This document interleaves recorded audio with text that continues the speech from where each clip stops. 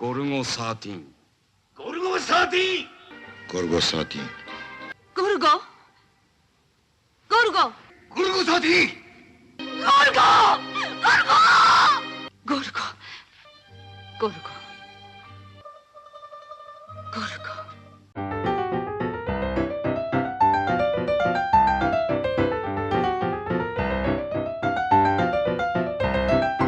Hello and welcome to Comic Book Movie Oblivion, the podcast about feature films based on comic books and comic strips that people have stopped talking about. We are your hosts, Jordan and Kumar, that's me. And me. And this week we're talking about Golgo 13 from 1973, based on... Golgo 13. Yes, the manga series by Takao Saito, which started in 1968. And is still going. Yes. It is the longest running manga series. Yeah, I saw something like that, over 200 volumes. I Yeah. thought it was Kochikame, that police station comedy, which was also at over 200, but... Is that one still running? That's a good question. I feel like it is. And when did it... It must have started after Golgo 13. Maybe, yeah, that must be it. Perhaps it's even a matter of months. But this one, according to Wikipedia, is definitely the longest running. And also the second best-selling manga series Whoa, I didn't know that. of all time as well. Only One Piece has sold more volumes. Really? That is interesting. Yeah, especially interesting since, as far as I can tell, it's virtually unknown outside of Japan. Yes. But I knew it from a video game, a Nintendo game, I think. Cool. There was a localized Golgo 13. I think it was Nintendo. I didn't own any consoles as a kid, but I had friends who did, and somebody had this Golgo 13 video game. I was like, what is this weird thing? And you're just walking around shooting stuff, but it had a very memorable visual of his face. So I remember that angular nose and all that, those kinds of aspects from the art of the game, on the cover art of the game. And I just had that memory of it. So I knew Golgo 13 from when I was a little kid, practically. It's a singular awareness, I think. Yeah. Nobody else except anybody, I guess, who had been exposed to that game. But Saito died in 2021. Right. Apparently, well, he had this studio system, right? He's one of these guys of that era that built this big studio, and he brought in writers, including K. Motomitsu, who was one of the writers on this movie. He was part of the studio, so he might have been writing these Golgo 13 stories as well. I don't know that Saito himself was necessarily drawing them after a certain point. And it seems like he had an end in sight for the series, like a final... Well, according to what I read, he always insisted he did. Right. Despite that ending not materializing, or any hints as to what it would be materializing. Golgo doesn't age. No, that's right. He's in floating time. Yes. So, which is interesting, because there are specific... Unlike a Batman comic, there are specific dates mentioned here. Yep. And there are specific presidents. We had a chapter come out after his death about an attempted assassination of Donald Trump, like a week before that actually happened. That's crazy. And these people are named. They're named specifically like Kennedy. Yep. Or there's no messing around. We read one where it was obviously Bill Clinton. Yes. And Madeleine Albright. Yeah. And I think Henry Kissinger. Right. So not named Henry Kissinger in the text, but he looked very much like him. Right. Which would make Dr. Kissinger's second appearance on the podcast. Right. I hope he's burning in hell. Yep, absolutely. Okay, so let's give a little summary here of Golgo. He's kind of very easy to sum up. And very difficult to know. And this movie's exactly the same. I was watching this movie, I was like, how am I going to describe this opening scene in the podcast? It's going to be very difficult. Anyway, Golgo 13 is an assassin. Yep. He's as in many manga series, he is the awesomest. So he's the awesomest assassin there is. He can hit something with one shot from 2 kilometers away. We've heard at points. He uses a modified M16 with a scope on it. Yes. This is weapon of choice. Sometimes he uses other pistols and stuff when he... when he has to? When he's walking around. When he's just walking around, and sometimes his enemies attack him and stuff. He goes by a lot of pseudonyms. Yep. He has many aliases. Including Togo Rodriguez. Oh, which leads us to, what is his nationality and race? Well, we don't know. He's half Japanese at least, or at least it's implied. Yep. But sometimes it's implied that he's maybe part Russian, or I think even one thing said he was part Canadian. Or The only thing he definitely is part Japanese. Yeah. That's canon. Yeah. I don't know how you would be able to tell, but that's what he is. Yeah. As for the rest, his history, his place of birth, his nationality, his ethnicity, the not Japanese bit, is completely up in the... It's a complete mystery. For 60 years of comics. So imagine if Batman was never revealed that he was Bruce Wayne. Who is this guy? What's his deal? We don't know. He's just this awesome assassin that shows up. It sounds tedious, Yeah. but it's not. Yeah. Because, well, we'll talk a bit more about Golgo, and then I'll explain why it's not tedious. Yeah. Okay, so he's ridiculous. He Yes. can just do anything. Yes. Anything. Yes. Anything at all. And we know this, actually, because there's a kind of dossier at Yes. the end, Yes. Yes. which explains, in breathless detail, Yeah. the kind of crazy shit he can do. There's a whole list of all his requirements for taking assignments. Yep. There are all sorts of things like he has to know the client's Yes, motive, yes. or things like that, or and then he's got all of his like this obsessive meticulousness, Yep. ridiculous and absurd level of meticulousness when he takes a job. Yep. Like he never shakes anybody's hand. No. When he leaves a hotel, he cleans it himself. He takes out his own trash. He wipes out. He cleans any forensic details from his hotel room. No one can stand behind him. If anyone does, he's conditioned himself to lash out at them instantly. Yes. Yes. If you touch his dominant arm, he breaks your arm Yes. without thinking. Yes. He's meditated with monks in Tibet. Yeah. He's been seen running marathons for days without Yes. food or sleep. Yes. He can do... he has, quote, strong abdominal muscles, can do sit-ups while holding two 20-kilogram dumbbells. Right. In this dossier, we have an image of him kind of standing there with his gun, looking... It's a very James Bond looking Yes, image. he's a little bit like James Bond. Yes, in fact, because he uses the name Duke Togo a lot of the time, which seems ridiculous to me. Like, he checks into hotels with that. And I'm like, Yeah. wait, people know this alias, like James Bond. Like, it just seems weird to me that he would use it more than once. But He's on the level of the world's top linguists yes.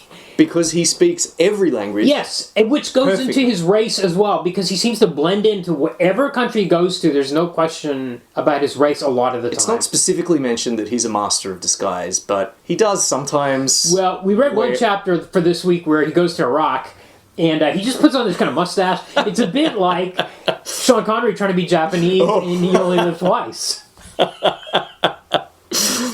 Yeah. He just puts on this It wasn't Saddam a- Hussein mustache, and we're Yes. like, okay, dude's now Iraqi. Okay, talk about the image, because this is one of the greatest pages.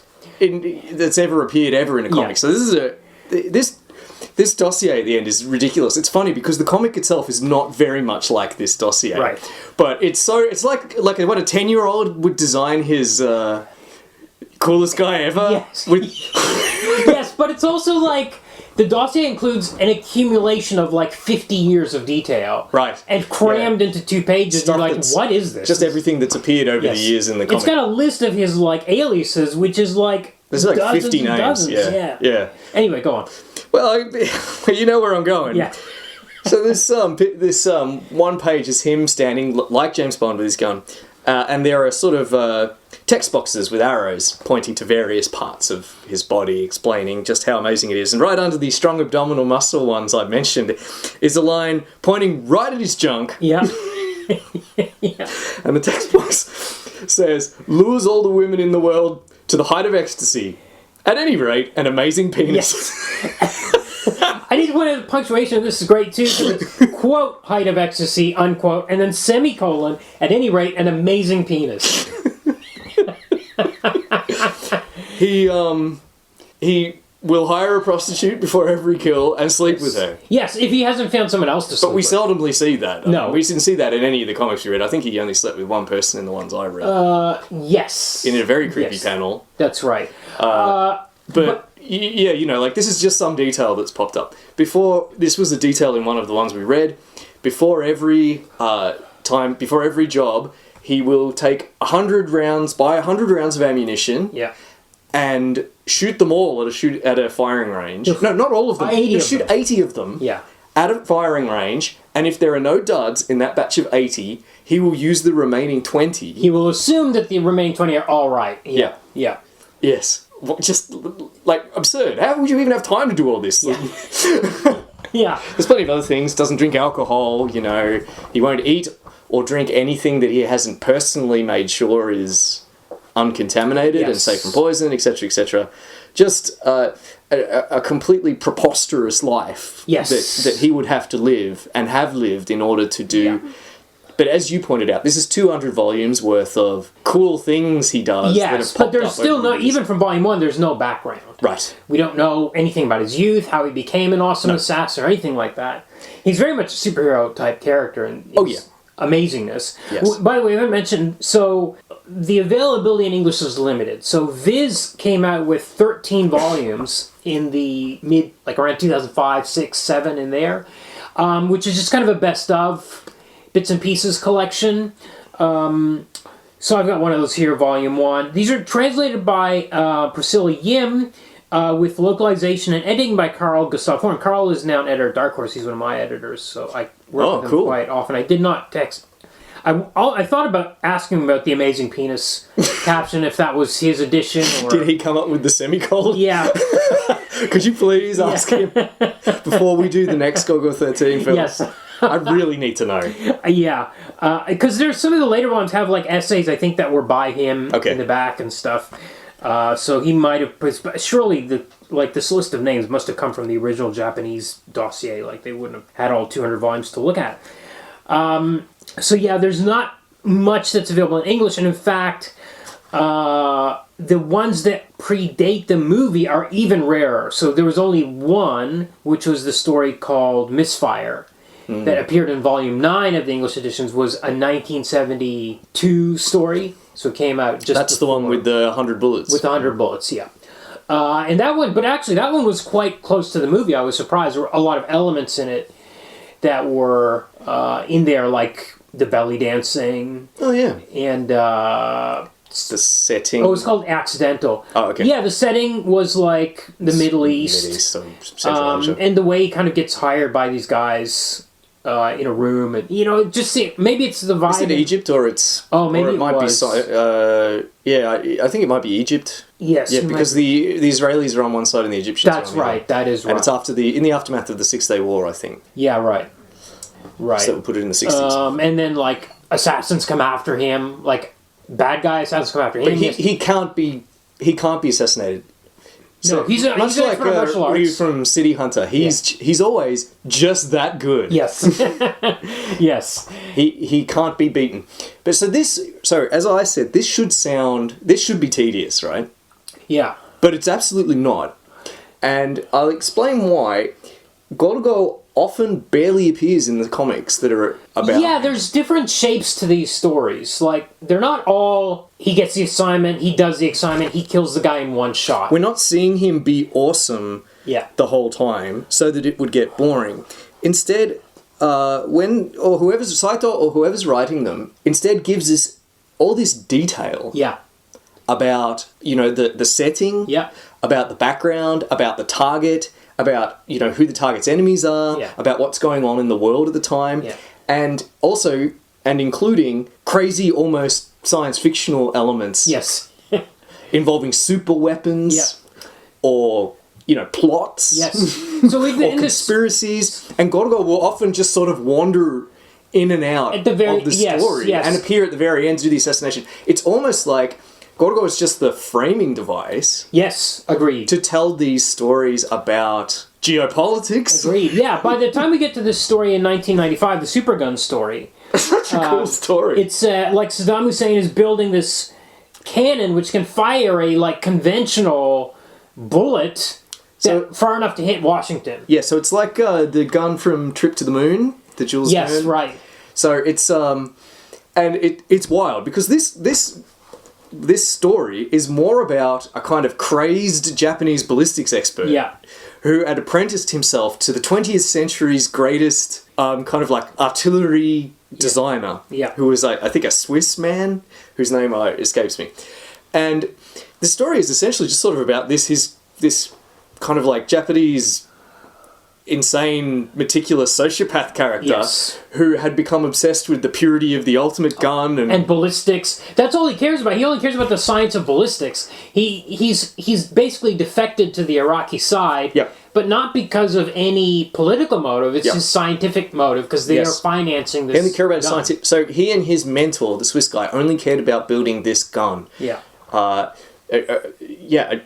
jet, like an artillery weapon a transcontinental artillery weapon, and it's all described in completely plausible detail. Yeah. Reading it made me wonder why it doesn't exist. Yeah. And they build it concealed in a dam. Anyway, he goes to see his mentor, this Japanese guy, and his mentor says, I finally finished. I finished it. I've designed it. I've done it. And the Japanese guy's like, great. I can find us a buyer. Yeah, we can build it. We can build it. We can make it happen. He's like, no. We're not going to build it. That's madness. Yeah. So then the Japanese guy clubs his mentor to death and burns him in his apartment. Yeah. And steals the papers, defects to Iraq, Yeah. and kind of agrees to build the weapon for Saddam Hussein. He doesn't care about America. He doesn't hate America. He doesn't support Yeah. whatever Saddam Hussein stood for. He just wants to build the gun and shoot it because he's crazy. Meanwhile, there's a B plot, which is Bill Clinton, as we mentioned, and Madeleine Albright, who I think was his Secretary of State, finding out about the gun and trying to figure out what they're going to do about it, while Henry Kissinger explains to them how it's going to work, how it might have like a viral payload or a bacterial payload that's going to devastate Washington, D.C. And there's absolutely no point in evacuating Washington because it's only got an error margin of like 60 to 70 yards. Yeah. Here are the two stories. Meanwhile, hidden among the pages, I guess we'll have like the C plot, which is Golgo. Yeah. He's barely in it. Yeah, but you're reading a Golgo 13 comic, so you know he's gonna... Save the At day, some yeah. point, you get 50 pages of this gun and these various superpowers and everybody trying to figure out who's doing what. But you know at some point Golgo's going to come into it, and somehow Golgo's going to be the solution to this super gun. But it almost doesn't matter. You just know he's he's there to close off the narrative. Yes. He's not there to drive it forward in any way in this particular story. One story we read, he didn't even appear. That's right. It was just the fear of Golgo. Some guy just used a contact to put the fear of Golgo into another guy who was his rival. Yeah, he or told... his So enemy. there was a gangster, this crime lord, and this cop, there was a hit and run. So this cop told his mole that he had hired Golgo. Yeah. And the mole went to the gangster and said he's hired Golgo, and the gangster goes insane. He's so paranoid that he's going to be killed. Yeah. Finally, he turns himself... There's a bullet hits his window. Yep. He turns himself into the cops. He confesses to everything. Yep.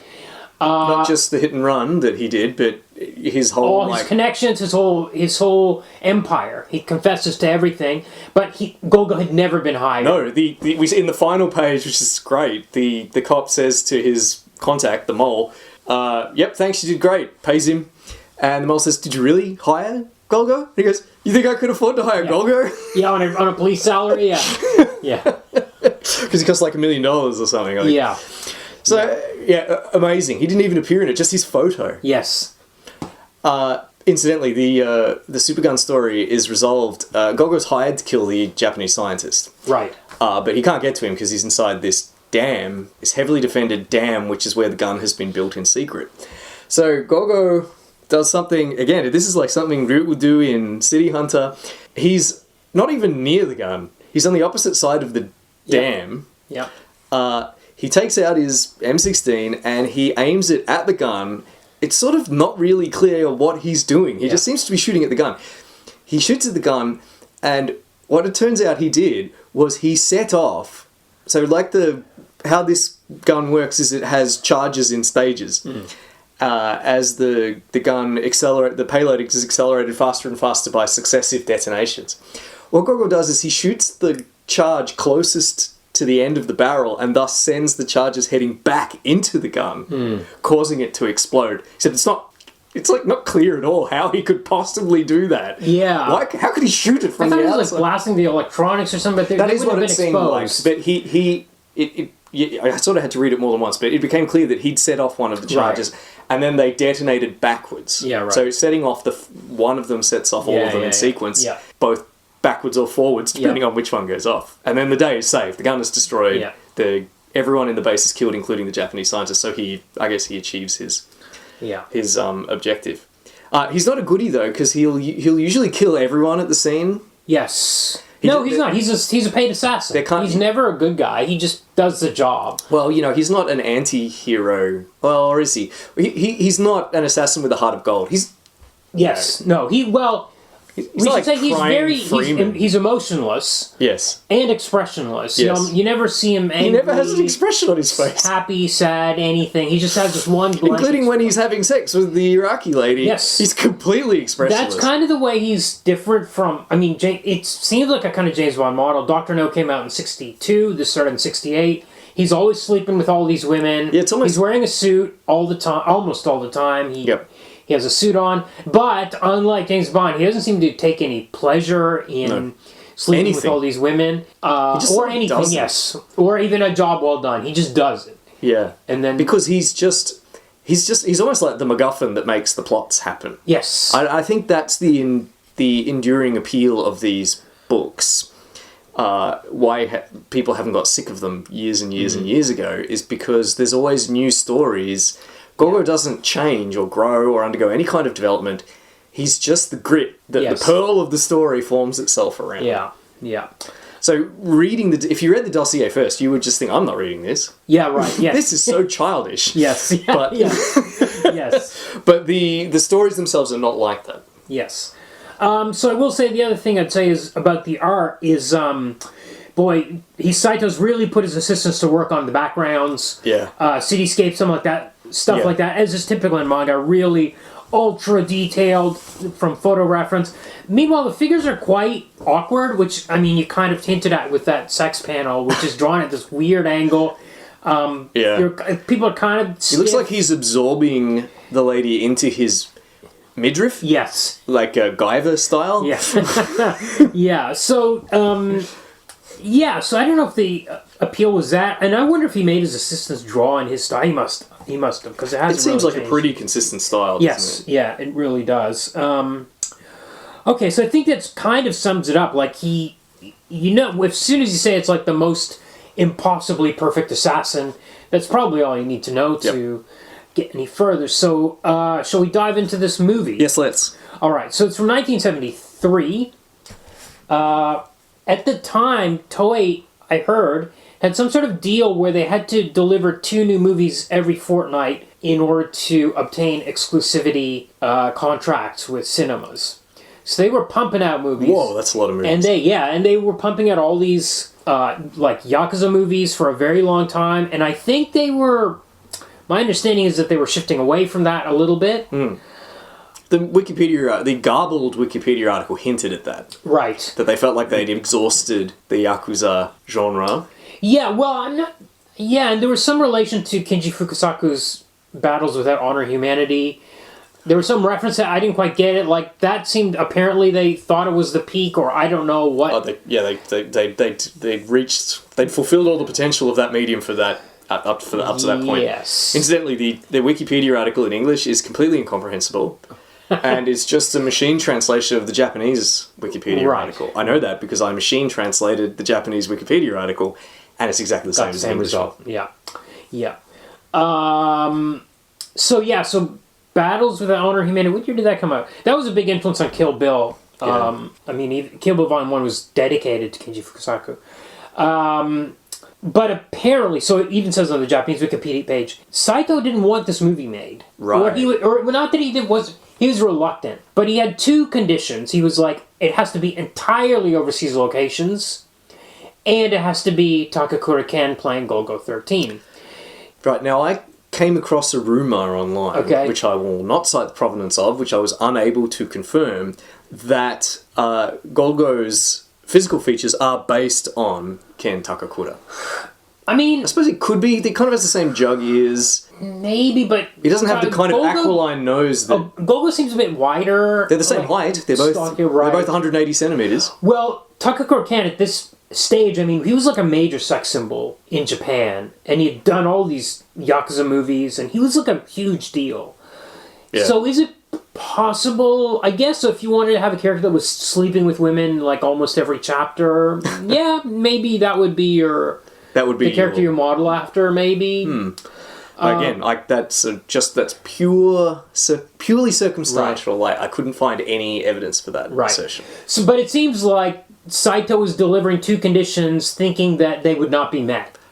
Right. It's like, oh, they're never going to get Takakura Ken. So it's less that he was based on Takakura Ken and more that you can't get Takakura Ken. You can't get him, and he won't agree to it, and also you're never going to shoot this movie entirely overseas. And then Toei was like, okay, we'll do it. and then, you know, Takao Saito is one of the writers on the movie. Yeah, I read that. I read, that I read he even might have written the first draft. Right. But, again, this is from the unreliable Wikipedia page, but it said that the producers and directors found it unfit for purpose. Huh, interesting.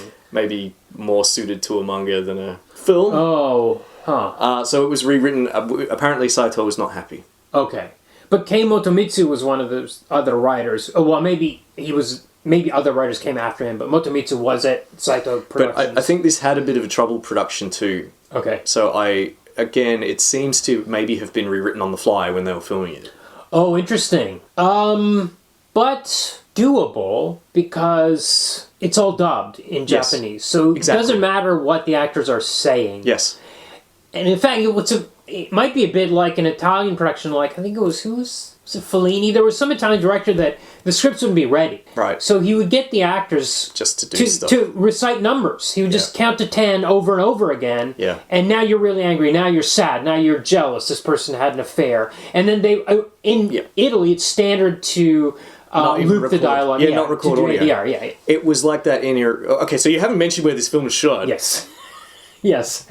So before we go any further, you had better tell us where this film... So this movie was entirely shot in Iran.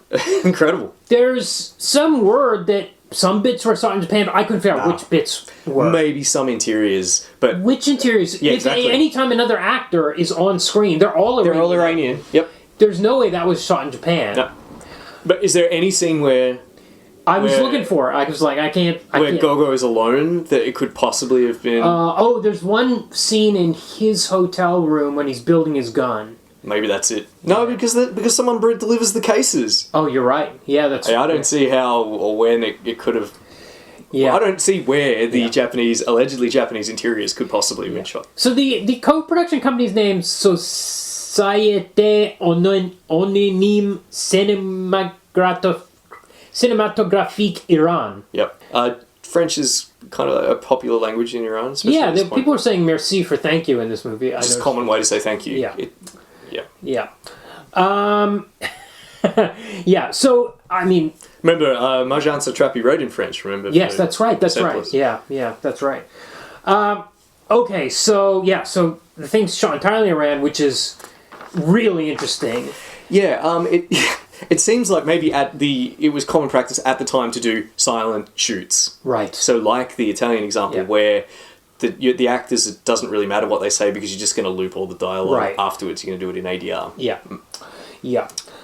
Which suited the Japanese film crew fine because they just dubbed it all over in Japanese. So there is no Farsi version there's no Iranian audio that exists of this film. Right. Because they probably didn't even have mics. Yeah, right. Yes, absolutely. Okay, so should we try to describe the plot? Well, this is... well, Golgo's been hired to kill someone hiding in Iran. Yes. That's it. Somebody called... what was his name? What was it? I've already forgotten. Is it Max Boa? Max Boa. Max Boa. So basically, there's some kind of bad guy who's currently in Iran named Max Boa. But he's not Iranian. He's like a stateless person. Yes. A bit like Golgo himself. Yes, but he's more like Blofeld.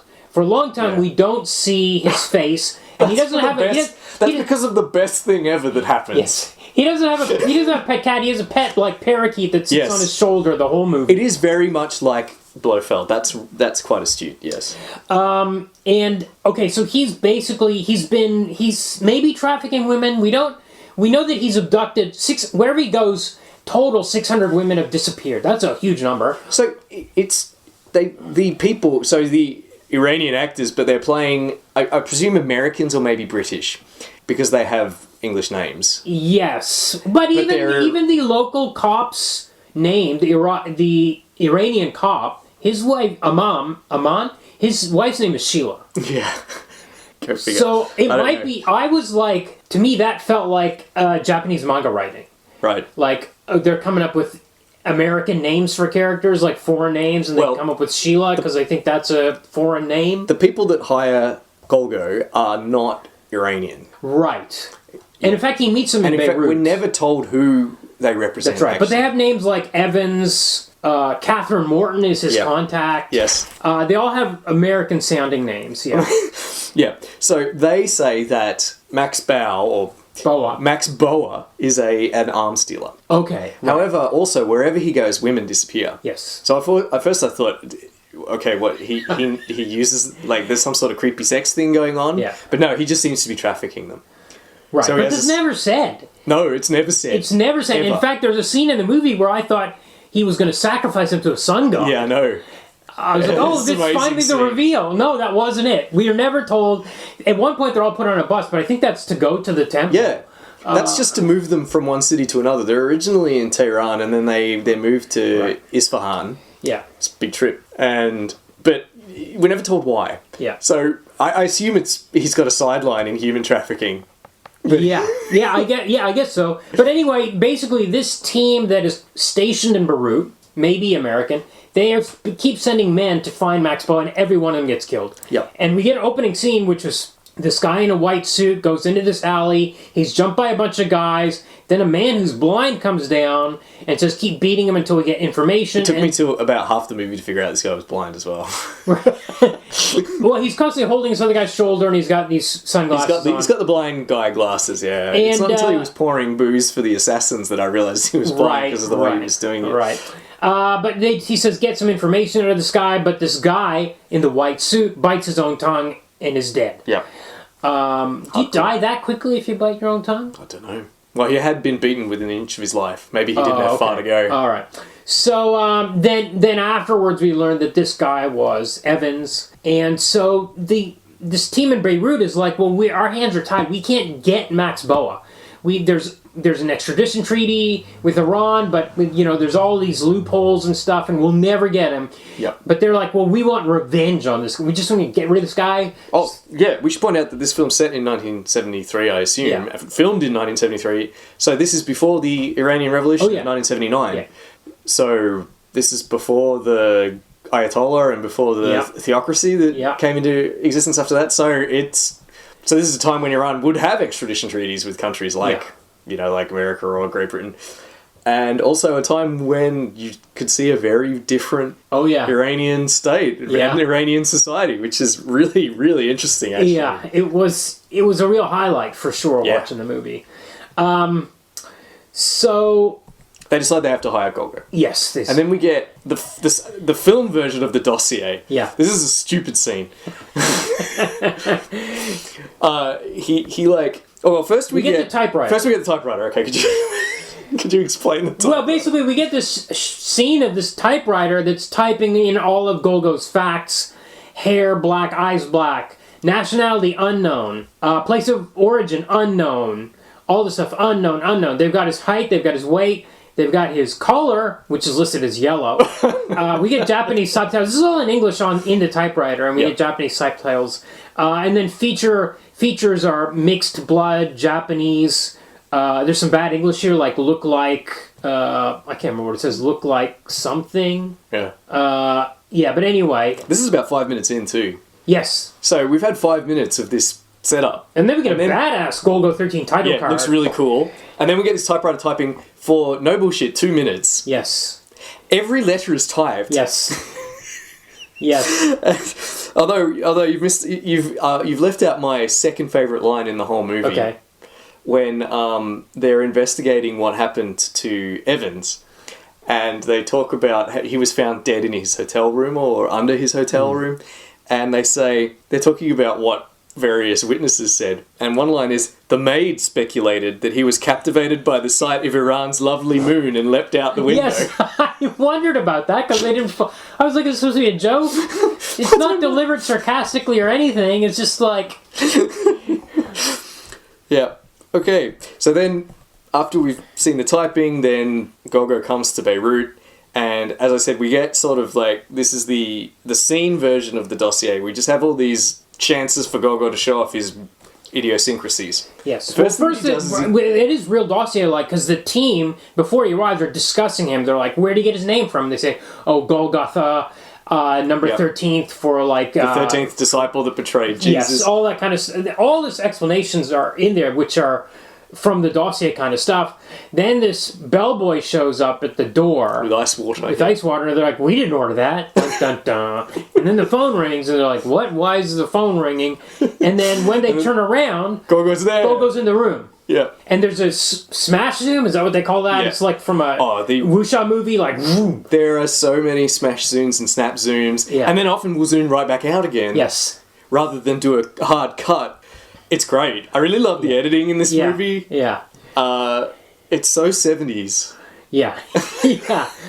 Everything about this. This is the most 70s movie we've had yet. Yes. Even more 70s than Vault of Horror. Yes. Oh, Which absolutely. was extremely 70s. Absolutely. Including Tom Baker's incredible corduroy suit. Yeah. This is even better. You know what? I think Iran was so stylish and cosmopolitan in 73 that this is like up to the moment kind of like the men's suits, the cars. I guess there's only like one type of car that's driving around, looks like. But the suits and the hairstyles, yes, impossible to reproduce. Yeah. Because every single person looks like they stepped out of a fashion catalogue from the 1970s. Yes. Everyone has enormous hair. Yeah. Huge mustaches. Yeah. Sideburns coming out a foot from their heads. Yeah. The women all have colossal hairdos. Yes. Or like enormous beehive, sort of, well, not even beehive, but just that 70s. Yeah. Just, it's amazing. And everyone's wearing houndstooth, like the fabric. Yeah. Including houndstooth suits. Yeah. It's wild. I was just enraptured. Yeah. It totally distracted me from the fact that this film has no plot to speak of. Yeah. So basically, Golgo appears in the hotel room. He says his terms. You have to deliver $500,000 to his Swiss bank account. Somebody tries to shake his hand. He doesn't shake his hand. We get all that kind of detail. And then the guy will explain it. Yes. The head guy. The head will explain he's like explaining everything as it's happening. Yeah. And then somebody comes up behind Golgo. He knocks that guy out. Yeah. And then they pour water in his head, and that's why he predicted that he would need cold water to pour on this guy's head. Well, they tell us that. Yeah. One of the people in the room says that's why he ordered the cold water, so he could pour it on the guy that got knocked out when he walked behind him. Incidentally, there is one lady present, Catherine Morton. Yes, played by Pouri Banayi, who apparently was a pretty big star in Iran, and then her career was kind of ruined by the revolution. Of course. She stayed in Iran, unlike many film stars. Right. She was in about 85 movies. Whoa! So it's a lot. Yeah. You won't find her name in lists of like most famous Iranian film stars of all time or anything, but she was a star and had a career. Right. Quite a lot of Iranian actors left. Yeah, right. Iran. In 79, but she's elected to stay, although she didn't act again. I think she was an extra in one film in the year 2000. She's still alive, by the way. Okay, alright, cool. So they explain the assignment. They don't know what Max Boa looks like. No. They've got a bunch of possibilities. They've got photos of guys that think maybe that's him. They got about 5-6 photos of husky dudes with big sideburns. Yeah. Incidentally, Catherine, before Golgo arrives, expressed her distaste at having to deal with an assassin. Yeah. She's like, oh, you're not the ones that have to... Because she's going to liaise with him during the mission. By the end of this scene, she's absolutely panting over him. Yes. She's been lured to the height of ecstasy.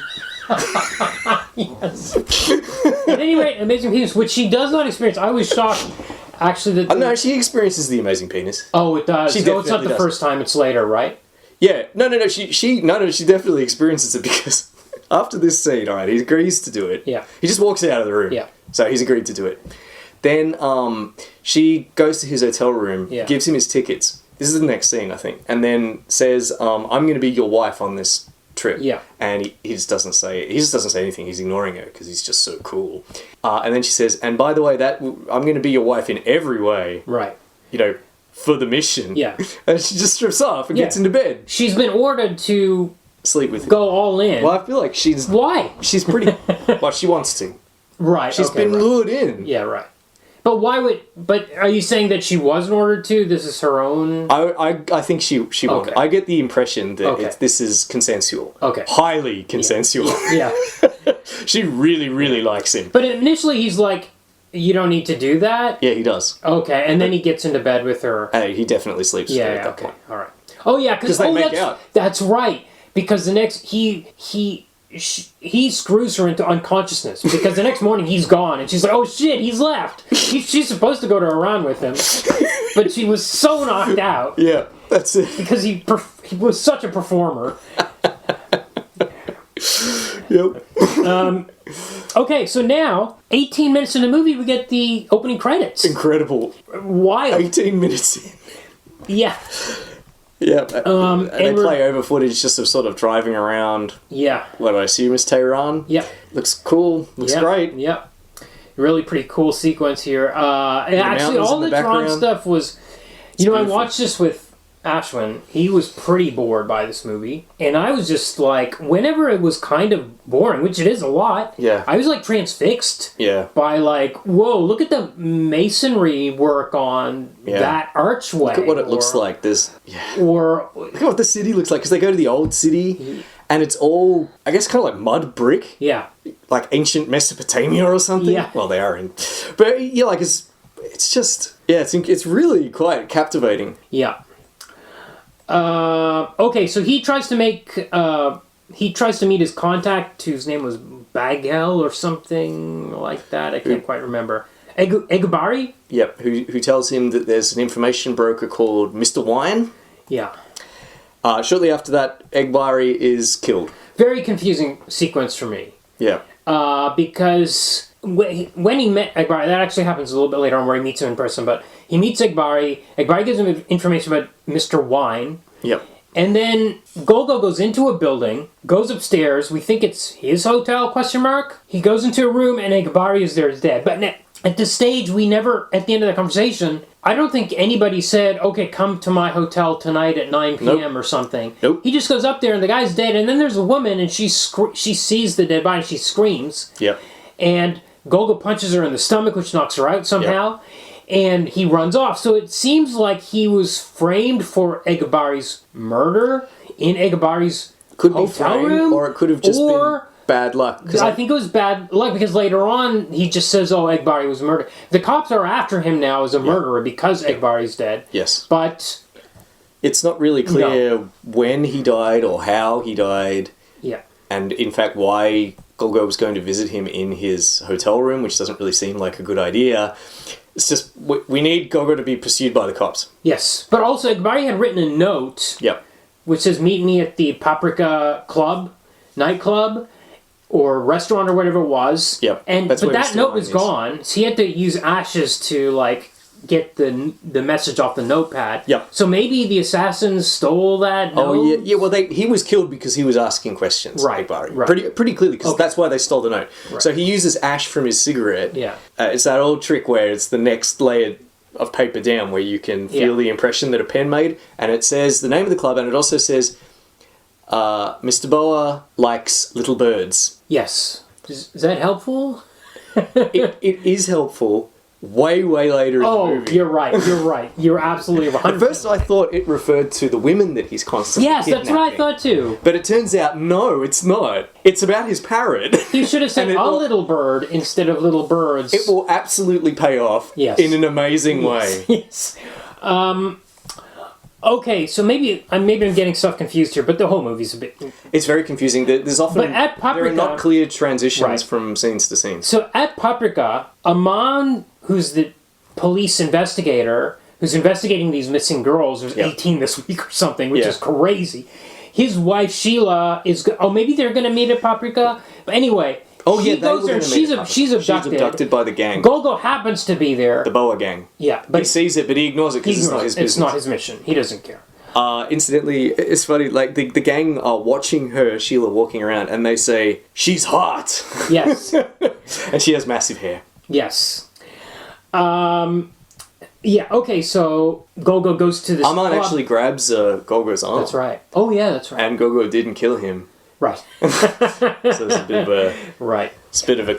plot hole. Well, not plot hole, but that's a bit of a continuity error. Yeah. So Golgo goes to meet this club to meet the broker, information yeah. broker. There's some belly dancing here. Reminded me a lot of the story Accident from 72. Yeah, all the kind of this is belly visuals of dancing. this stuff, because there's belly dancing in there. Wouldn't be surprised if it was an influence, but also you could see belly dancing in Tehran in 1973, where you definitely cannot Yeah. after 1979. Yeah. This broker is like, hey, I know that Boa's got a henchman with an office in the city, but I don't know anything else. I think he hangs out in Old Town. And then Golgo follows this broker as he goes out to a telephone booth, and he calls the guy in town. I think his name Walter. It's the blind one, Yeah, his name's Walter, Mr. Walter. Mr. Walter.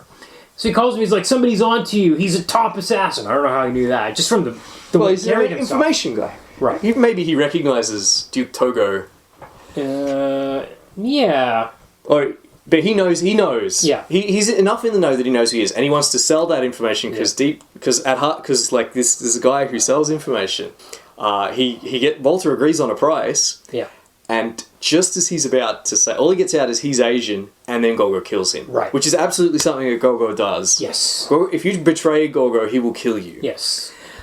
Incidentally, Mr. Wine chose the absolute worst place imaginable to squeal on Golgo. Yeah, didn't he have a phone in his own nightclub? Yeah.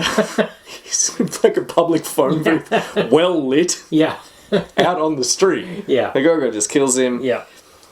Golgo goes back to his hotel. Catherine is there. Yes. She's waiting in bed for him. It's a very James Bondish scene. Yeah. How did they find him? Well, she says, well, you checked in as Duke Togo. Again, very enough. stupid of you, Golgo. You should have called yourself Duke Rodriguez in this. Yep, she has some pretty cringy dialogue where he doesn't say like a word to her. Yeah. He's just looking out the window smoking, and she's saying things, oh, I'm just a woman and stuff, and he's got his back to her, and she says she knows that he's not supposed to do that, so she says, oh, Golgo, you've got your back to me. Does that mean you've accepted me as a woman? Yes. You trust me as a woman or something? Or something like that. Yeah. And again, he still doesn't say anything, so she gets a bit snippy, and then she says my favourite line from the movie, Okay. which is, women are just lubricating oil for your killing machine. Yes. Yes. That's a great one. Yes. Okay, but then the cops show up because they're looking for Golgo for the murder of Ibari. And he jumps out the window. He actually booked a place right by the fire escape. This was established when he checked in. Yep. And it's kind of a thing that's mentioned in the comics as Yes. well, that he inspects the room and stuff. Yes. So he's on the run. Incidentally, Catherine pours him and herself, I think, a Jack Daniels. Oh, no, not Jack Daniels, Jim Beam. Yeah. A Jim Beam whiskey. Or is it Johnny Walker? Okay, I got there on the third try. It's Johnny Walker. Okay. Again, not a thing you would see in No. Iran after 1979. Absolutely not.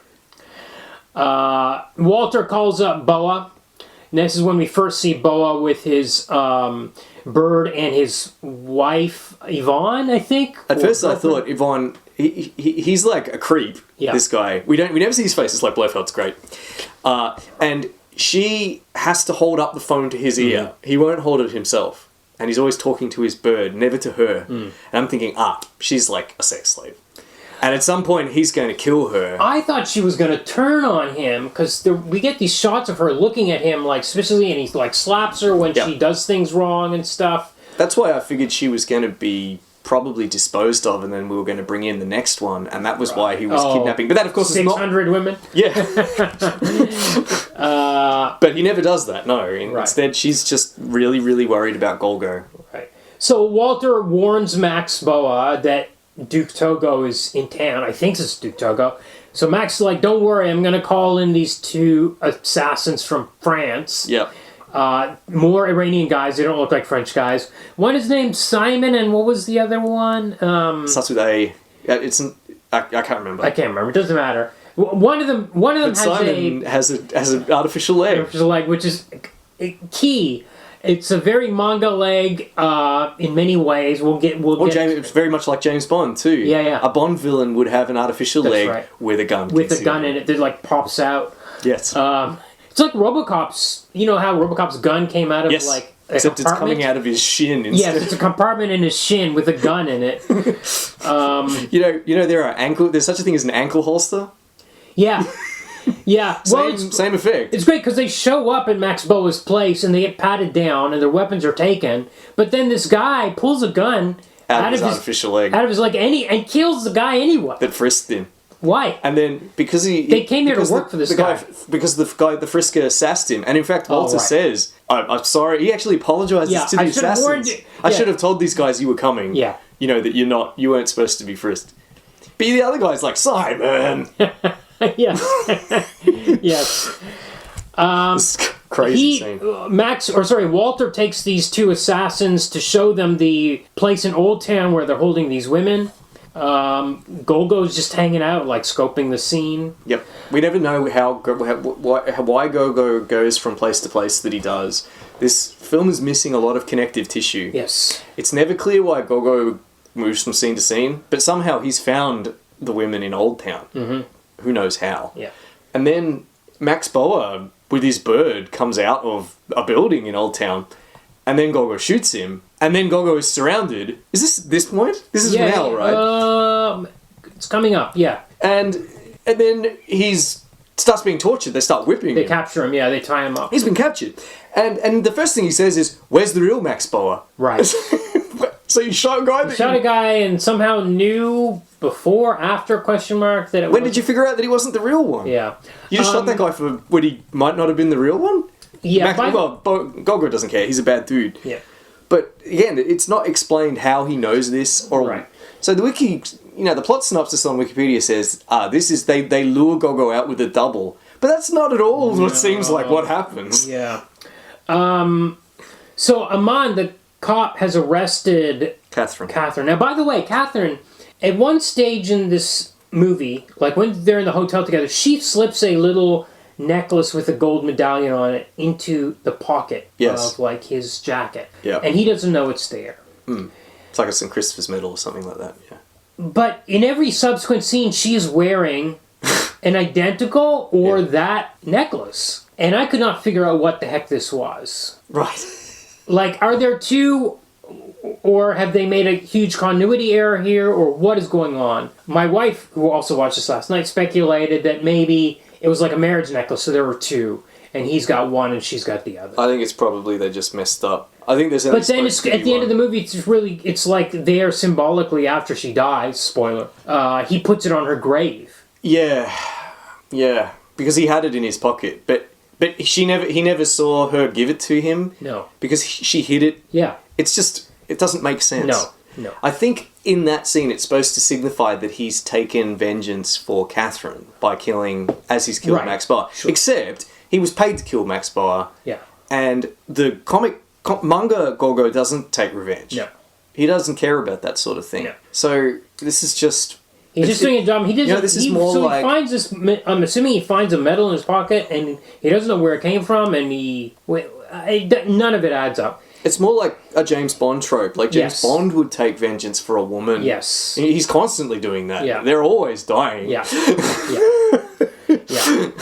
So you get that again. That feels more like a James Bond kind of trope. Right. So Golgo has been captured. He's tied up.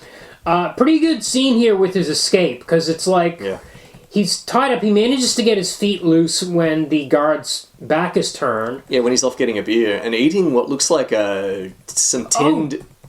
It looks like spam. Yeah, like a whole log of spam. Yeah, solid log of spam. So they've been whipping him, and Takakura Ken is a good-looking man. Yeah, he's in incredible shape. Pretty good shape for the early 70s. Oh yeah, he's in like Bruce Lee kind of shape here. And he first fights the guy with his hands tied. Yep. Great scene. Quite tense. Yeah. And then the blind guy shows up and turns out the lights. This is so great. So this big fat guy who's been whipping the shit out of him, and Golgo just doesn't break. Yeah. Because he's Golgo 13. Yeah. He can do anything. He kind of pretends to be knocked out a couple times, maybe. Yeah. Yeah. And as you said, that you haven't quite described what his escape... You said his escape was cool, but you haven't gone into detail. I think it deserves a little bit of detail. When the guard's back is turned, Ken Takakura physically lifts himself up and lifts his ankles up to his arms to where they're tied up and works his legs free upside down. Yeah. And you know it's him doing it. This isn't a stunt double. Yeah. It looks pretty cool. Then, as you said, there's a pretty tense scene where he has to dodge the torturer comes back and he's like trying to stop him. Like, he's got a knife, he's trying to stab him and he's dodging carefully. He ends up getting him sort of in like a hammerlock, uses the knife to cut the bonds on his hands, defeats the torturer. Then Golgo walks 2 feet and picks up his gun. There was a gun 2 feet away. Yes. Yeah. Torturer didn't think to pick up the gun? Yeah. It's okay. Then the best thing ever happens, as you pointed out. Walter, who can hear the commotion, with his guide says, "You wait here. This is a job for me," or something. And I think, what are you going to do? Yeah. He turns out the lights. Yeah. And this is really, really well shot. Yeah. They've blocked it so there's just little patches of light. But we're clearly meant to understand that it's pitch black in there because it's like underground or something. There are no windows. It's the middle of the night. Once the light goes out, there is no light in this place. But we've got light so that we can sort of like dappled light so that we can see them moving around. It's really cool and quite tense. Walter takes off his glasses. Of course, he's like horribly disfigured. And, like Golgo will do things like make a little noise and then click as a flash like Walter shoots like that spot, Yeah. So there's a bit of a game of cat and mouse, and then eventually Golgo makes his way silently to the fridge, opens the fridge, there's a light in the fridge, he's able to see, and he quickly shoots Walter before Walter shoots him. Yeah. I guess light travels faster than sound. Yeah. So he makes his escape. Meanwhile, Amana's arrested one of the gang and is beat. Yeah. Now, how did he catch this guy? Is this random? Random. We don't He's just been picked up. We don't see that. No, we don't see. Doesn't matter. Right. It's just another missing scene. Yeah. They can't. They're the police, so they can't use rough methods on him. But Amana's like, he doesn't care. His wife's been captured. He says, "I'm just going to resign from the force after this." So he beats the living daylights out of this guy. Yeah. And then who eventually breaks and tells him that Max Boa has gone to Isfahan. Right. Which is a city in west of Iran. And that's also, we find out where the girls have been taken as well. Right. And meanwhile, Max Boa's men are in their suits and placing landmines. This is crazy. I'm not sure for what purpose they're feeling this. Why are they doing it? Also, then Golgo shows up. Yeah. Why is he here? This is just some road. Yeah, Golgo shows up and he starts shooting the landmines when Aman and Catherine show up. And Catherine is following Aman. Catherine has insisted to come along or something. Yeah. At some point. Anyway, so Aman is driving to Isfahan alone without backup. Yeah. To rescue his wife. This isn't an operation for the police. I guess he's resigned from the force. Yeah. He's a wild card now. There is absolutely nothing remarkable about this patch of desert and this road. Yeah. It's a dirt road, in fact. It's off the main road. Yeah. Why would anyone turn down this road ever? How could this possibly be? I don't know. There's an amazing structure. Oh, is this? Or is he just in the rocks? No, this is the scene. No, it's a structure. It's like a castle. It looks like a 10,000-year-old castle. Yeah, these are like proper ruins. Yeah. I guess you'd maybe go out there to look at that. I don't know why you would plant the minefield out there. So, I guess, I hate to go back to the plot synopsis on Wikipedia, but the plot synopsis says that these landmines are being placed to stop Aman. Except, how would you even... Well, I mean, that's essentially... They think Aman's going to leave the main road... Turn into this dirt road. Do some sightseeing of these ancient ruins. But the opposite... The dirt road's on the opposite side from the ancient ruins. Yep. Oh, right. Yeah, right. Okay. So, also, there is no reason for Golgo to be here. Right. Maybe he followed these guys. Yes. But it's not shown. Right. He's just in those ruins, which have a great view of them burying landmines. Yes. Golgo doesn't shoot them. He just waits He waits. until they drive You know off. what? It's crazy because it seems like he's there to rescue Catherine. Because Catherine has been following him on. Yeah. He gets out of his car. He's like, why are you following me? That's She's right. like, That's right. I want to go where you're going or whatever. He's like, well, you're under arrest. Yeah. So actually, for he's interfering still in a the police cop? investigation. Yeah. Question mark? He hasn't resigned yet? I guess not. He's like, okay, you're under arrest, get in my car. That's right, he At this arrests point, him, Ashton was right. like, this guy's a bad cop. I was like, yep. He also was shooting randomly in the street when Golgo Yes. jumped out the window. Or Yes, he did. He just He's just discharging taking his- pot shots, pow, pow. Anyway, so then they drive out into this field that's full of landmines, and now Golgo starts Golgo sniping. has waited until they are almost on top of the landmines. And then now he's sniping them. Because as he's if, it's Golgo- to, as if it's to protect her. Except if you were going to protect... Oh, it might be to protect But him. how did he know she was going to be there? How did Yeah. he was going to follow? She was going to follow that cop. Yep. How did Question he mark, even know she was why in the are they in car? this place? Yes, exactly. There is no reason for any of this to be happening. Why would he wait until they're almost on top of the It is an landmines? action sequence that's been inserted in. We need some explosions here Yep, that's between right. this scene A and scene B. So That's right. they've plugged this sequence in. Also, we haven't really had a demonstration of his sniping. True. And now, after he shoots the landmines, the guys come back, and then we have a kind of running battle in this ancient ruin, Yeah. or maybe a medieval ruin, and they're just running around in it. Maybe it's getting. I'm convoluting it even more. It seems like this is a trap for Golgo. Like these guys wanted to corner How Golgo. would they in even these- know? Exactly. No. Nothing. It doesn't make sense. Why are I'm they just saying it's. How do they know he's there? He's shot these landmines, and then they go after him. Yes.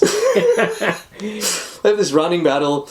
They're of course all of the gunshots are added in post. Yeah. Sometimes Golgo's gun isn't pointing at anything when a sound effect goes off. Yeah. At one point, he's just pointing it at the ground. We get a car chase through the desert Yep, with these three cars. it's pretty cool. Yeah. Well, it's funny. Like at one point, a car just rolls over a little bit and explodes, and there's another car that Golgo drives over with his car somehow. Yeah, Like he just drive. Imagine getting in your own vehicle and just driving over another car. It's not a 4-wheel drive or anything. Nope. It's just a sedan. yep. Very odd. I think that car might have exploded too after he drove for it. It's really funny action movie tropes kind of stuff. Yeah. Also, people always die very dramatically, Yes. which is just a trope of real of Shakespearean cinema deaths. at the time. Yeah, yeah. Like they'll go and they'll contort Yeah. and fall very slowly. Of course, nowadays we find it absurd now, but it was just that was just cinematic death Yeah. at the time. Somehow, like Golgo ends up in another ruin. Yeah. A completely different one. Yeah. It has some water in the middle. Someone takes a pot shot at him. Yeah. It's Simon Yeah. with his artificial leg. Golgo takes cover, shoots back. Simon says, I surrender. Holds out his gun, drops it. Starts hobbling out. Says, I'm unarmed. You won't shoot an unarmed cripple, will you? Then he sort of falls down and gets his gun out of his artificial leg. He tries to shoot Golgo, but Golgo's much quicker on the draw than him, shoots him. Okay, problems. This is the worst possible way for you to use your artificial leg. Yes. He was about 20 metres away, Yeah. or 10, Yep. 15 metres away from Golgo And you're in broad when daylight. he did this. Yes. You're pulling your gun out in broad daylight. You don't even need an artificial leg for this gambit. You could have just had a gun in your pants. Yes. Yes. But we just needed a cool manga James Bond thing in here, which is this guy with his He needed compartment gun. Yeah, but they needed to play it better. He needed to Yeah. go behind Golgo or something, and then Yeah. Golgo does his snap thing, because then that would have been a callback to that scene at the start of the film. Yeah. He needed to hobble behind Golgo and then start to get the gun out, and Golgo decks him and kills him. Something like that would have been... Not shooting him at 15 Yeah. metres. Yeah. It's Yeah. not a good use of the... But he's got a matchbook for a place called Hotel Shah Abbas. Always matchbooks. Simon's Do got this hotels still give out matchbooks? Because they are the clue in so many mysteries. I don't think they have ashtrays and the notepad that you can use the ashes from the ashtray on the notepad. All that stuff. Just think about how many mysteries where the matchbook Yeah. from a club or a hotel is the clue, Yeah. and you're just not going to get that No, anymore. and are I you? don't see like matchbooks offered on like Nah. those printing sites where you can print T-shirts and mugs and stuff. None of them have People matchbooks. don't smoke anymore. But somehow this Simon had this matchbook, which is where Max Boa is. That does not add up. No, because he hasn't come from there. He's come from Tehran, hasn't he? Well, was Max Boa staying in the Hotel Shah Abbas? No, he was not there. I thought he This was. Shah Abbas is in is not Isfahan. in, yeah. I thought he is staying there though, because isn't that where we go next? We got yes, he is staying there. That's my point. Max Boa was in Tehran. He was, yes, and now he's gone to. And so he was in Tehran in his office. Simon comes into his office. Yeah. Simon walks out of his office. Simon magically has a matchbook of the next place that Max Boa is going to be. Not the place he was, the place where he's going to be. Yes, you're right. Simon would not have this this matchbook. Yeah. Yeah, amazing. Now another really cool thing happens. Max Boa gets a call. Golgo has escaped, and he's still on the loose. Suzanne is really upset, but Max is really chilled out, and he just keeps talking to his bird called Julie. Yeah. You're not scared, are you, Julie? And he goes, well, I'm going to take tea on the veranda. And Suzanne's like, what are you talking about? You can't take tea on the veranda. And he's like, Yvonne. I think her name was Yvonne. Yvonne, I right. could be wrong. and then it's like, no, I always take tea on the veranda, and I'm not changing now. So out he troops. And we finally see his face. Yes. In what seems like, at first I was really disappointed because I was like, why am I seeing his face I now? had the same reaction. What was all that setup with him? Were they just aping James Bond? But no, the best thing ever happens. The camera pans left or right, and there's another guy that looks exactly like him. Yeah. And then it goes around the table, and there's like 6 guys sitting around this table. The bird's in a cage in the middle of the table. Yes, that's key. And there's these 6 guys all dressed and Identically, and they all look identical. They all have a mustache. They all have huge grey sideburns. Yeah. They all got longish, wavy, kind of kinky black and grey hair. Yeah. Heavy set. It's so great. Yeah. The way the camera goes around. So he's just drinking. They're all drinking tea and chatting. All of them together. Yeah. Golgo arrives. He goes up a minaret. Yeah. And he sees it. And he's like, oh, well, shit. Okay, first of all, this wouldn't be a problem. Like, much as I hate to nitpick, this wouldn't be a problem to Golgo. He would just shoot them all. He shoots Yes. everyone anyway. But then they would have a chance to scatter. That's true. Which they do, which is a problem. With Yes, you're so right. It's Actually, cool. no, you're right. It's not a problem. He shoots the bird cage, which is very clever. Yeah. Now the bird's just They all going take around, cover. going away. They all take cover, as That's you right. said. And now he can't... But then the bird... He's really watching for who the bird goes to. Because he knows. I He was like, knows. this bird's going to fly away. No, the bird... Yeah, he knew. Golgo knew. The bird hops over about 3 different dudes Yeah. and then goes up on the shoulder of the real Max Boa. Yes. But before Golgo gets to take the shot, he's been discovered. Right. And Max Boa's men chase him out of the minaret. Catherine appears? Yeah. Why is she here? Great How is she here? question. Doesn't matter. Well, she came into town with the... With Aman? No. she's not with Aman anymore. She came in with Golgo, and then Golgo dropped her off. He's like, I'm going on my own. Right. You stay here. She found him just like she found him at the hotel. She just showed up. Well, she And then she found him at the hotel because he checked in under his own name. And then he checked in at the minaret. And then she's captured because she showed up at this scene with the shootout. Yeah, she's trying to cover him because she's in love with him. She tries to cover his escape, but she just makes things worse and she gets captured. Yeah. And then Max Boa and Yvonne get into a car. He's like, watch, this is going to be awesome. And they go out to He does, he says that. He says, this is going to be awesome. Yeah. And it is awesome. They go out to this It's ruins of a temple. It's It's in Persepolis. It is in Persepolis. This is the city of Persepolis. Yeah. The built in 400 BC ruins of ancient Persepolis, the seat of the Achaemenid dynasty. Yeah. This gunfight is in the Gate of All Nations. Yeah. It's so wild. Yeah. It's the best thing. Anyway, this is the bit that looks like Max Boa's maybe into human sacrifice. Yeah, because he's brought in dozens of these women he's abducted, to this temple. And it's like, okay, he's going to sacrifice them to the sun god here or something. But no, they're all there as bait for Golgo. Yes. They wanted to lure Golgo here. The other assassin, Simon's buddy, he announces that he's going to start shooting women unless Golgo comes out. Golgo's there. Again, why is Golgo there? I guess he followed them. And but Golgo won't come out because he's like a flint-hearted assassin. Aman shows up. How is Aman? Aman just decided to stop by Persepolis. Incidentally, Persepolis is nowhere near Isfahan. It's about 400 kilometers away. Well, we did see a sign for Isfahan at one stage, which was like 400 kilometers away, when they were driving to the minefield. so that dirt road maybe went out to Persepolis. Yep, maybe. So they've gone back there. Yep. It's all done with title 400 cards. kilometers is really far. Yeah. It's about 4 hours drive. Yeah, so... Sorry, as you were saying, so the other... I think was his name Douglas? I'm looking at the cast list here. Anyway, the other assassin, the other French assassin, is like, I'm going to shoot this girl. He counts to 10. Yep. And he actually kills one of the hostages. Yes, he does. And then he's like, okay, Catherine's next. Yeah. She's like, Golgo, don't come out. Yeah. And Golgo! Oh, was it Aman's wife that was the... She's not killed. She's fine. She survives. She survives, that's right. Aman's going to go out in a blaze of glory, but she survives. So then the French assassin kills Catherine. Yeah. Golgo doesn't come out. Yeah. In fact, Aman shows up and he tries to bluff that they're surrounded by cops, but they don't buy it. Yeah. Because how could you surround cops? Yes. How could you surround them with cops? You're out in the open. Literally in the middle of a ruined... You're right out in the open. Very open, ruined city.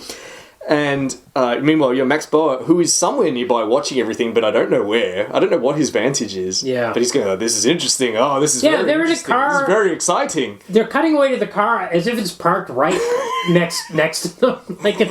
But it has to be like way... I don't know. It's very strange. It's very strange. So they call it off and leave. They decide it's not working. Yeah. They leave.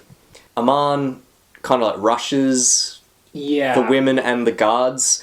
And he takes them all out. He shoots like 6 guys. Yeah. But dies. Yes. And he's shot in the arm and dies, by the way. His last... No, I think he was shot in the arm at first. But he's shot many more times after that. Right. But his last words are, tell Golgo to kill Max Boa. Yes. And like, Sheila doesn't know who Golgo is. Yes. Also, you don't need to tell him. He's already on the case. That's right. He kills everyone anyway. But yeah, exactly. So then... Douglas comes back to some helicopters. Yep. Golgo shoots down one of the helicopters. Yep. Boom! It crashes. Yep. Golgo's car. He jumps out of the car. Yeah. To make it seem like he's killed when they shoot the car. I don't know how they didn't see him jump out of this car. There's a big dust cloud. Oh, that's right. He did like burnouts. Yeah, that's right. It actually made sense. Oh, so it was planned. Okay. He planned the burnouts. He was covered. And they blow it up there like Golgo's dead. Now he wanders across the desert. Yeah, literally walks. He's in pretty, but he's a Terminator. He can do anything. He's been beaten up with a whip. He's been awake for probably 3 days. Now he walks through the desert with no water. So I think that food. Something was missing from this sequence for me, which is that I don't think we established at the beginning of the movie that Golgo never gives up on a mission until it's complete. Yeah, it's the only. Suddenly we just have this guy wandering across the desert for $500,000, and we're like, why? Maybe it's vengeance for Catherine. Well, that's implied. I think it's so we're implying two things, but I wish you'd said right at the beginning. Yeah, they said everything else. Yeah, just say he never gives up. He won't give up on the mission until it's complete, or have him react to her in some way, in a non-Golgo way. This is like a James Bond taking revenge for the lady that was shot. Yeah, which is weird because that's not what Golgo does. It's sort of like License to Kill or something. Remember at the end where he lights him up with the lighter? Yes. It's kind of like that. Yeah. Doggedly pursued him to the very end. So, I don't know how he knows where Max Boa is now. No. Why is Max Boa on the other end of this desert? Yeah. If you just walk through the desert long enough, do you arrive at your destination? Whatever that may be. Yeah. Anyway, it's like a nice lake house. Yeah. Golgo's very dramatically kind of wrapped in a black cloak. But where'd he get that from? Exactly. It's a weird, cut straight to it, where he's suddenly wearing it. Then he, he's falling down and getting up. Yeah, he's really there's a dire straits. Japanese expression, fall down 7 times, get up 8, or something like that. So it reminded me of that. It was very literalized. He gets out his M16, which he's carried all this way. Yeah. Bang, he shoots Max Boa in the head. And then he shoots. Then he has a second thought. He's about to walk away. He's like, you know what? I'm going to shoot that fucking bird. Shoot that fucking bird. This makes no sense. Because he doesn't shoot Suzanne or... 'cause she's Yvonne, there yeah, too, yeah, he leaves or her Yvonne. there. Yeah. He doesn't have an issue with her. But he shot the bird. He's like, fuck you, bird. I dug that when he shot the bird. It was funny. I couldn't figure out what it meant, but it was very funny. Nope. Then he leaves the St. Catherine medal on...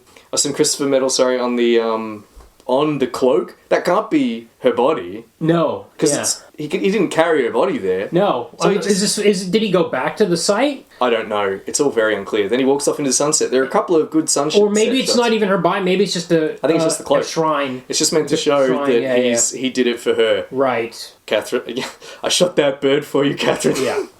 Yeah. Roll credits. Well, that's the end, actually. I think there are. Yeah, he walks off into the literal sunset. It's quite a gorgeous sunset, Yeah. actually. And that's the end. Yep.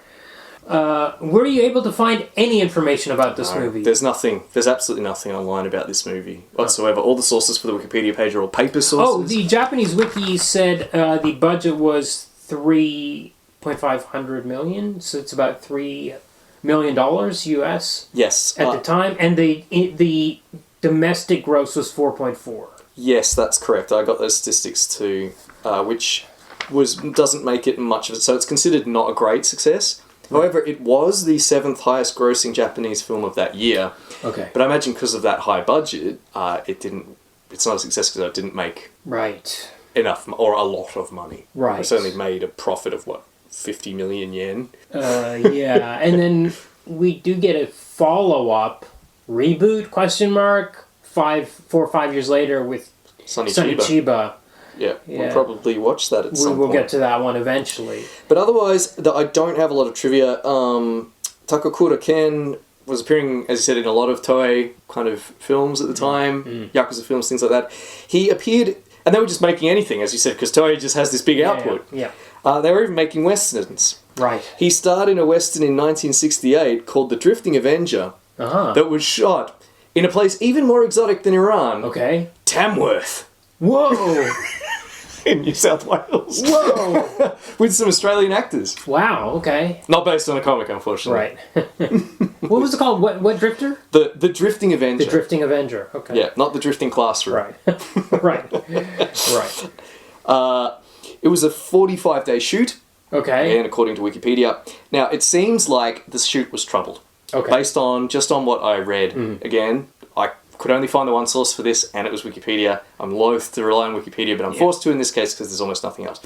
It seems like you're asking how did they shoot in Iran? Well, you could shoot in Iran in those days, but there was also corruption.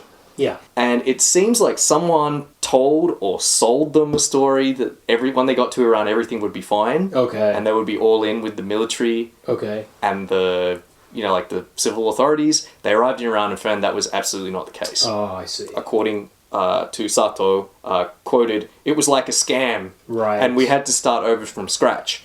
So they lost 10 days of the 45-day shoot. Oh, jeez. Okay. And they had to scramble to kind of come up with locations and that's why the script was probably rewritten on the fly to accommodate the accelerated schedule, which it probably explains why the scenes feel so disjointed. Yeah.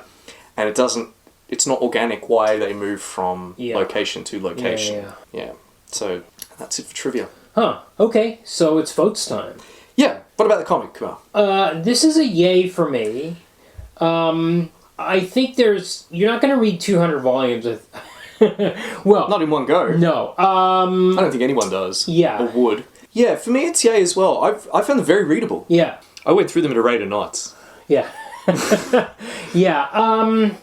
Very enjoyable, Like I said, it sounds like the premise sounds like it should be tedious. But but it's not. Yes.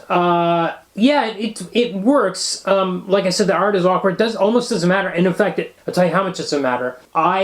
When I was living in Japan, I owned a huge 1,000-page volume. It was called The Best 13 of Golgo 13. It was like a choice of 13 stories.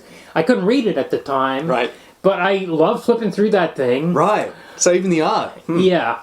Even the awkward art there was something there. I think the art's fine. Yeah. Sometimes it looks like he's absorbing it's just the a lady figure when work. Yeah. when he's making love to her. For me, it's also yay. Okay. Very readable, enjoyable. But I have a question. Why is this manga not popular in the West? I don't know. Yeah, why did we only get 13 volumes 20 years ago? Why haven't there been more released? This is everyone knows One Piece. Yeah. This is the second best-selling manga of all time in Japan. Yeah. Strange. Why does it have no footprint? I'll grant that it might be famous in an obscure place, kind of like The Phantom is famous in obscure places. But why isn't it more widely known? The Phantom certainly isn't approaching Golgo 13 levels of business. Yeah, no, that is a good question. Any theories? I don't know. I think it might be that weird Alienating premise, like yeah. Well, it's Assassin you know that never what you know what changes. it might do better now than it did 20 years ago because we've been exposed to more John of these Wick. manga about guys that are the super ridiculously good at what they do, the best assassin. It's like it is the assassin version of Fist of the North Star. You know. yes. So I think if you could sell Fist now, you could probably sell Golgo 13 now. Fist of the North Star is a very different manga, isn't it? Very different. He's so emotional. That's true. Yes.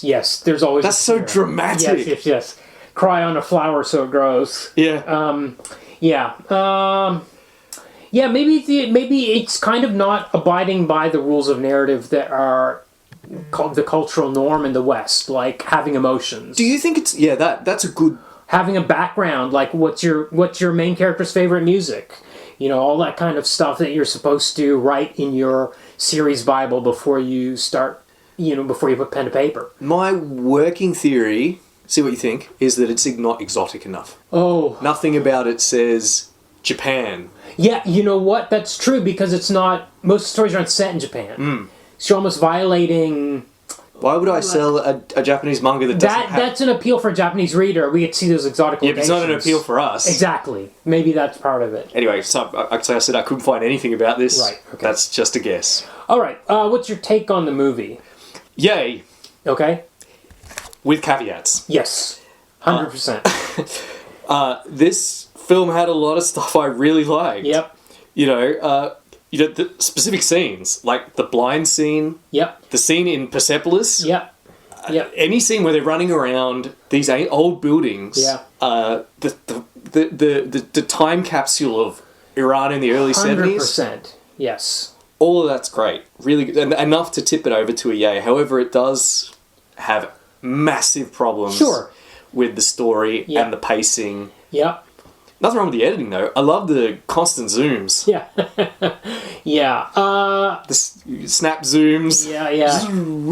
In and out. But I've said before that films live or die by their plot, and this film doesn't have a plot.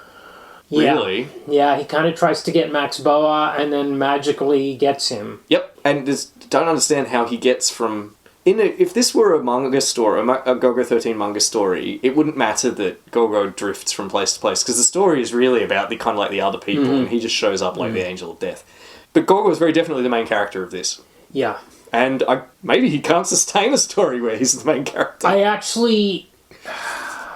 What do you think? I kind of had that feeling about it. So I'm going yay too. With all the same caveats, it's clumsy. Sometimes it's boring.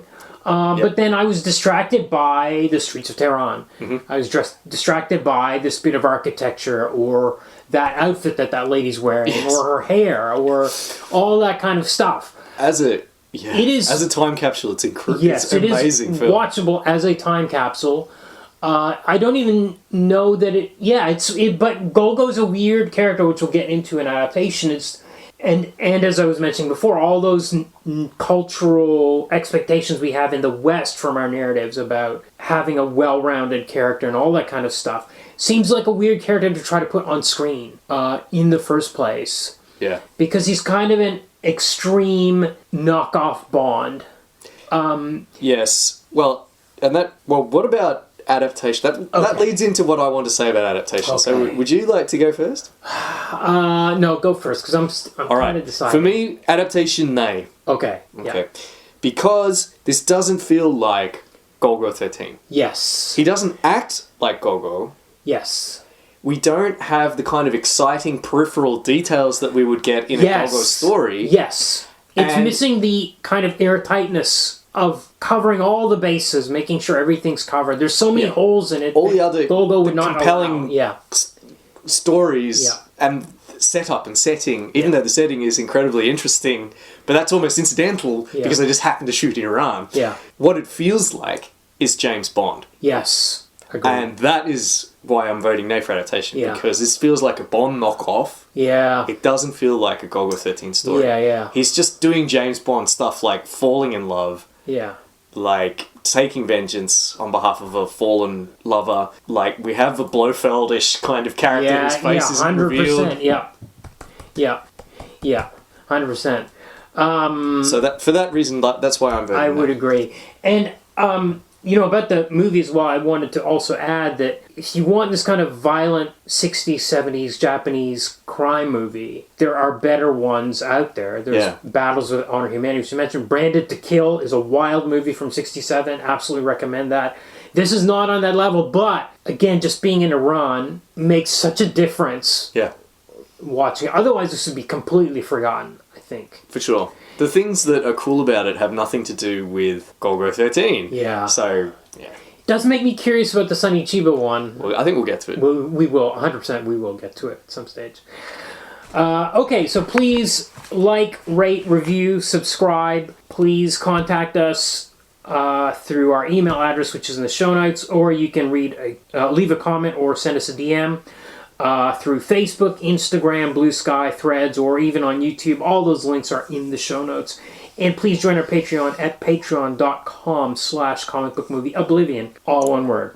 Next week, we're going to be covering From Inside by John Bergen. Now, Well, you say next week, but you mean next time. Yes, next time, sorry. We're going to have a skip week. Yes. So it'll be the week after. And when we come back, we'll be doing From Inside by John Bergen. Now, the caveat here is, you cannot get this book.